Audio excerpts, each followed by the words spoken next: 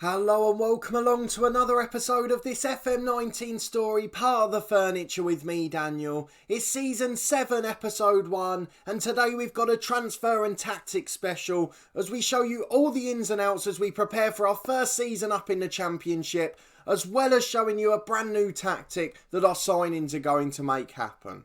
But first, I had to leave this one to stop off at and show you at the start of this episode. It's the 22nd of May, you can see, just after the season has finished. And I'm here to report on one of the most remarkable things I've ever seen happen in any of my saves on Football Manager. If you're following my other series, The Head Coach, you'll know in that one we're a journeyman. We're moving from club to club, looking to work our way up the ladder. Well, I'm kind of wishing it had been this series because I've got a job offer I have to show you. We're at Torquay at the moment. If we look at our profile, hopefully it hasn't got any clues as to the job offer on there. We're on £2,500 a week with a contract till the end of next season. We've still got an average reputation and only qualified for a National B licence so far. So that makes this offer all the more surprising and bizarre. Just go and have a look and tell me how on earth this has happened. Chelsea have offered me their job on £92,000 a week. We got offered a job interview. Obviously, we didn't apply for anything. This is a one-club story. I had no intent of leaving. Yesterday, I decided, I thought, do you know what? I'll go for the job interview, see what happens. I just gave my stock answers. They came back one day later, almost immediately with a job offer, which suggested I was the number one choice to start with. It's a remarkable thing to happen, and I'm just sad it didn't happen in the other series. Chelsea finished down in 8th in the Premier League, but it's still a ridiculously big job to go straight to from Torquay and shows just how well we've been doing here. So I thought I'd save that little nugget for you, but we'll be back in a moment on the first day of the season with our usual tactics and transfer special. Okay, we're back. Normal services resumes. No more silly job offers. We're just focusing on the first day of the season. So as a quick spoiler, due to the amount of transfer activity we've had and the fact we want to introduce a new tactic in depth, we're just going to cover those two things today, and then the next episode on Thursday will be our first game of the season against Reading, and maybe even a bit of transfer deadline day. We'll see how it goes from there. We've got a couple of players we're still looking to get out, and we've really been able to rely on our parent club Liverpool this summer to help us out with the new season. So you can see we're one of the favourites to go down this year. We're going to inevitably have one of the lowest wage bills in the league. It's all going to be a little bit difficult. We're expecting a relegation battle, but I think Liverpool have given us a chance to stay up that we wouldn't have otherwise have. What it is very much going to depend on is how our new tactic works, but we have still got the opportunity to abandon it and go back to what we used last season if need be. But we've had to change it due to the players we've been able to bring in, and we're going to go through the ins and outs in a lot of detail now. So if we go to our transfer screen, I think there's still a little bit going on at the moment. We're trying to loan a few players in problem positions just as backups because we've already filled our quota of 5 in the matchday squad every game, so we can't really get any more for the first team. But if we go and start with our long list of released players first, there's a few first team names that will be recognisable, and just see if there's any more at the bottom. So the bottom half is all youth players. We're just looking at the sort of top 10 to 12. So players that have been out on loan the last couple of years, and players who were backups last year. But more importantly, there are quite a few that have had quite a big impact on this save. They might have been out on loan in the last year or two, but played a lot in non-league or in League 2 as we came up the divisions. So Tom Walker and Conor McKendry, both been good servants for the club, done well for us. Tom Walker made 81 appearances and he's gone to Port Vale. Conor McKendry made 68. He's still a free agent, but someone's trying to get him at the moment. He could be off to Dunfermline. James Collins was a backup last year, didn't really get as much football as I wanted to give him. He's gone to Finn Harps. Ashley Richards was our first choice right back, but physically he's just over the hill now. He is wanted by Cambridge and Leyton Orient, so hopefully he gets another move. Shay Facey made 81 appearances for us, did really well for us when we came up from League 2. Again, he's wanted at the moment. Doncaster or Forest Green after him. Elliot List on the right wing. He was our backup to Jack Stacey last year. 55 appearances and he's gone to Northampton, where he's managed to get himself a huge pay rise, so fair play to him. Connor T, we bought him in on the cheap one January, didn't quite work out for him. Had a season on loan at Borehamwood and did okay, but he's not going to be good enough for us. He's wanted by Burton and Cheltenham, so hopefully he can realise his potential. Janeel Bennett, we had him down in non-league, only 9 league appearances for the club and a lot of loan spells out. Again, he's being purchased at the moment, Crawley trying to get him on a free. Alli. And then finally Ronan Darcy from the first team. Only 2 league appearances. We bought him in last year and he's now gone off to Oxford. The only other one who you might recognise is Richard Smith. He's a player that we bought in, never played. In fact, 1 league appearance he made, and now he's gone to Birmingham. So he's obviously got a good potential, but our scouts don't seem to think so. He was always one that I mentioned that looked a good player, but it seemed like our scouts and coaches all disagreed. So I don't know if they were wrong, and Birmingham may prove it to be a mistake. But for now, they're the players we've released. Loads of youngsters have gone as well, as we've never really had any strong players in the youth intakes. But let's go on to the big one. The transfers in and out, they're the ones that are going to be important for us. So not a huge list, a lot of loan players and a couple from Liverpool, but we're really happy with what we've done, as we think it'll give us a chance. I think there'll still be 1 or 2 more to come, so I think transfer deadline day could be a big one, particularly on the outside of things, as we haven't made too much money this window. But first on the outs, Ellis Chapman. We mentioned we were going to sell him. He's probably a League One standard player, and added to the fact that he was so injury prone last year, he always got himself out for 2 or 3 weeks at a time, and it just became a bit difficult having a squad player that wasn't reliable. So he's gone to Rotherham for 350,000, a really good deal for us. We got him in the year before on a free, so a profit of that amount is absolutely fantastic for us.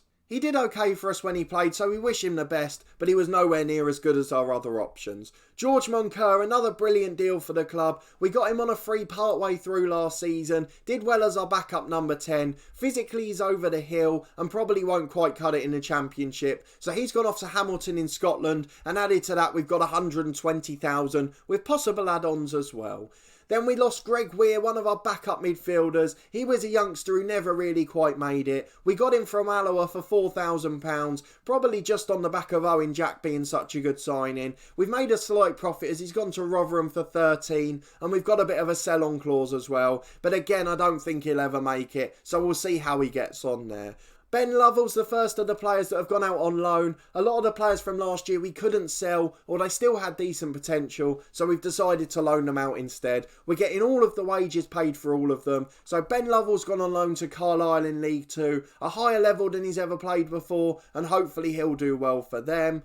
Isaac Fletcher is a player we signed during the summer, so we'll come back to him when we mention his signing. Daniel Simiyu was a backup centre-half last year, on international duty a lot, and again struggles a little bit with fitness, so we've sent him up to Scotland for a year of football, and hopefully he'll do well up there. And then James Devine, he was our backup number 10 with a week to go till the season, but now we've got another player in. He's been able to go out on loan to Notts County. A season of football at a higher level should help him. I think they're in League 2. Let me just check. Yes, they are. So if he can do well there, he's one I still have a little bit of hope for, but at the very least we'll make a profit out of him.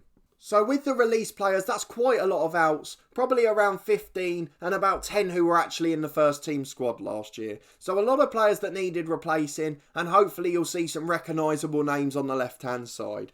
First of all is a player that's been here on loan before from Liverpool. Nico Williams, we've signed on a free transfer. He's a right wing back who can play right back and right wing. He's a really decent pro. In our first season in League 1, he came here and played 30 odd games. Let's see what those share were. 25 starts, 2 goals, 4 assists. So we'll be hoping for more from him now. He's a little bit older, a little bit more mature, but hasn't developed quite as well as he would have liked. But hopefully now we've got a Championship side with better facilities that keep improving. He'll be able to develop off the pitch. The next one was a loan from Cardiff, an absolutely brilliant player, James Baldock, a 3.5 star centre-half with 4.5 star potential, a Wales under-21 international, has played for Derby, Charlton and Barnsley already. I'm not sure where they were at the time. Last season he was playing for Derby in the Championship and got a 6.9. So that's a really good thing for us. Someone who's got both further potential and already played with experience at this level. The next one was the brilliant signing that forced us to change tactic.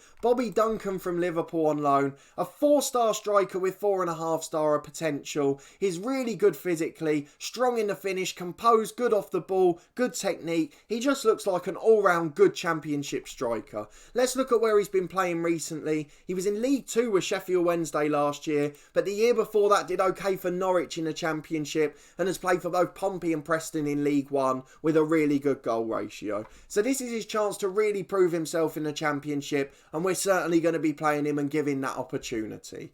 Next along the list is Isaac Fletcher. We mentioned him, we've loaned out to Dunfermline already. We've just managed to sign 4 good midfielders since him, meaning he's now surplus to requirements. He's a 2.5 star player, but still has 4.5 star potential crucially.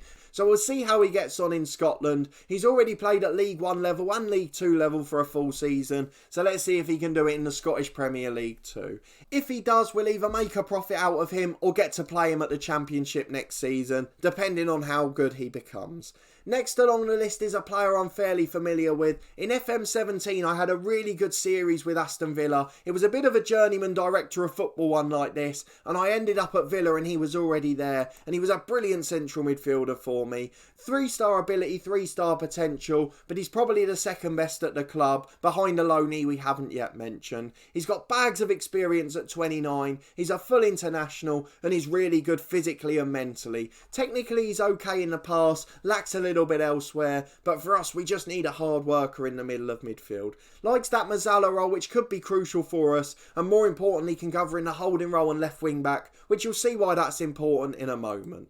If we look at his history, he spent the last 2 years playing in the Championship for Hull and then Rotherham. He went for 900,000 to Hull, so we've done well to get him for nothing. He's played plenty of Championship football for Villa and Forest before, and he's also played for Kilmarnock and Hibs in the Scottish Premier League. So plenty of talent on display there, and loads of experience to help some of the younger lads we've got.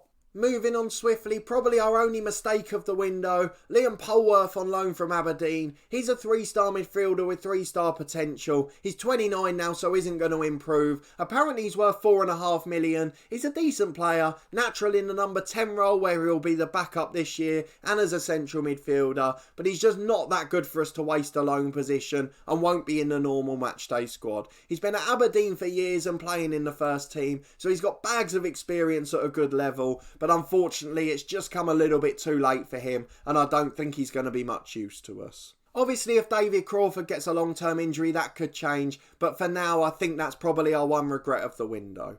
Next one is the signing of Andre Dozzell from Ipswich. I was really excited about this. He's a player who's always been good in Football Manager as a youngster. He's not got the best natural fitness and stamina, so probably can't play 2 games a week, but 3-star ability, 4-star potential, really strong mentally and great in the pass. He was looking like being one of our star men in midfield this season until we signed the player after him, who remains our latest signing so far. Liverpool have delivered. Edvard Tagseth, I think that is a young midfielder from Norway. 14 caps he's got for them already. He's 4-star ability, 5-star potential, a left-footed playmaker, can also play as the Mazzala, and he just looks like an absolutely brilliant player. Good stamina, good pace, breaks from midfield, really good defensively in the pass and works so hard. I couldn't be more pleased with that signing, and now this one's come in, I really feel like we've got a chance of staying up. Him sitting in front of our defence could really be a stalwart for us this season.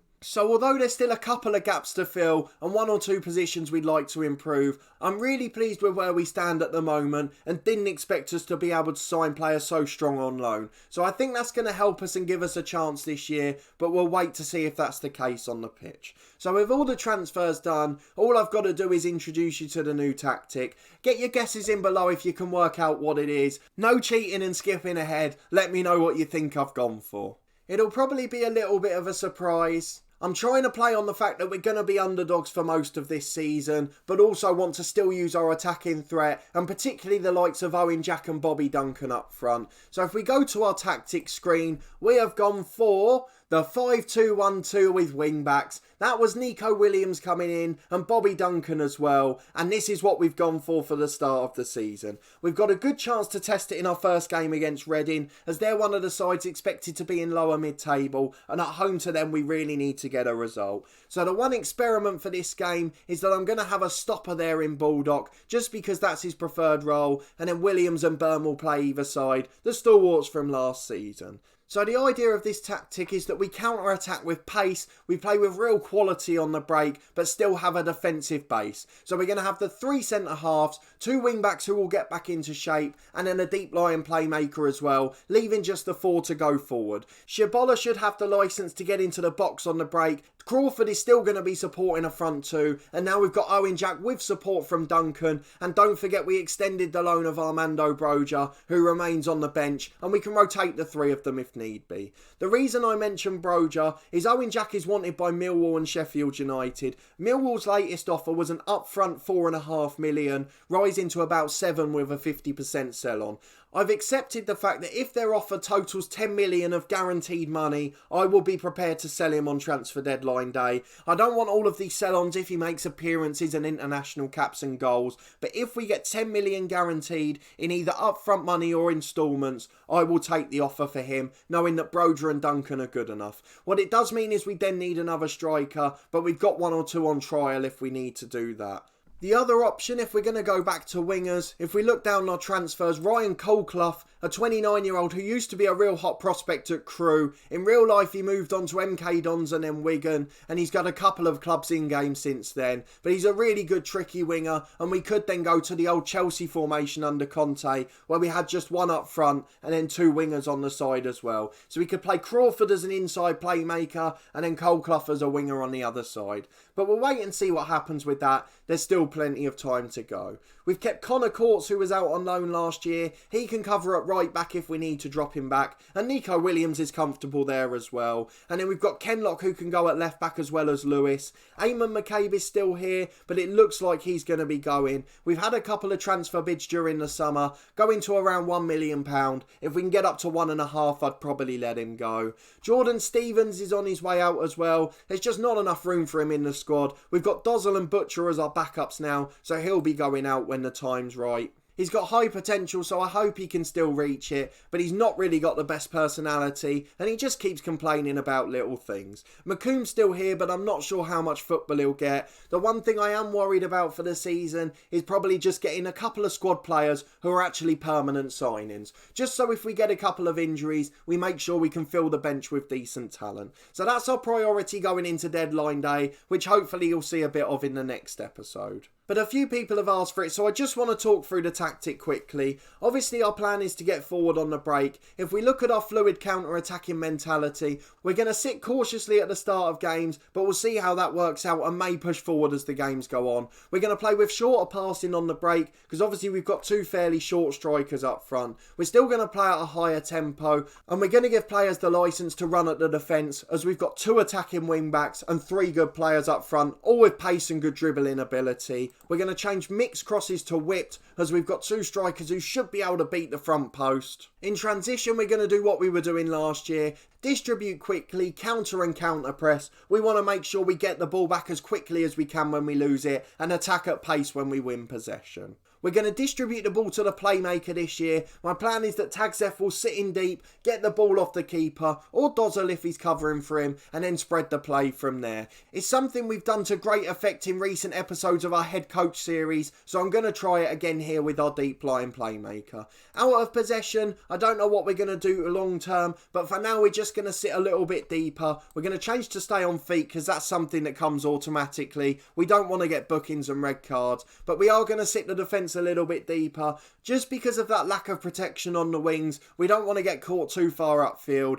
and then a lower line of engagement to match because they've got good dribbling ability if they win it back, and Duncan and Jack can probably take people on. So that's our plan for the season. Let me know in the comments what you think of it. It's something I've never really been able to make work in Football Manager, the back 3 or back 5, whatever you want to call it. So I'm interested to see how it goes, but let me know if you notice any glaring errors, and hopefully I'll be able to fix it in the next couple of episodes. Obviously I'll be recording the next episode with the first game of the season in a minute, so by the time I've seen your comments I may well have had a strop and changed it back, but hopefully it'll go well and that won't be the case. But that's a quick tactical overview and a transfer special for the summer. I really hope you've enjoyed it, and if you did, please put a thumbs up on the video. I really appreciate your continued support with the series. It really does mean a lot. As always, before the first game in the season, let me know in the comments where you think we're going to finish this year. Do you think we've got enough to stay up with those signings, or have I made too many changes to the tactic and the first 11, and are we going to lose all of that positive momentum? Let me know what you think of the transfers and tactic as well. Obviously, I've got my heart set on it at the moment, but it is open to change if things start to go wrong, so it'd be nice to have a couple of backup ideas. Subscribe to the channel for daily FM19 content from my 2 long-term stories. This one part part of the furniture with Torquay United, where we're about to start our debut season in the Championship, and in our other series, the head coach, trying to make our way to the top of the footballing world as a journeyman moving from club to club under a director of football who does all the transfers, contracts and staffing changes. There's also weekly content from my FIFA 19 lower league career with Crew Alexandra, but a massive thanks for watching as always and continuing to follow the series, and I'll see you next time for that big first game of the season against Reading.